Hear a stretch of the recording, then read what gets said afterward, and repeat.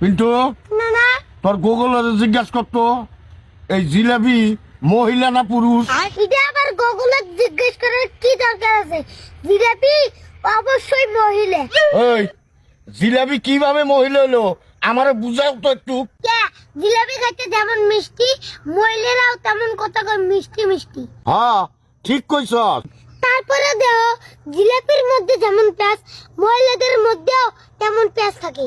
আরে তুই এটাও ঠিক কইছস। তারপরেও দেও তুমি জিলাপিরে কোনোদিন সোজা করতে পারবে না, তেমন মহিলা মাসেরাও তুমি কোনোদিন সোজা করতে পারবে না।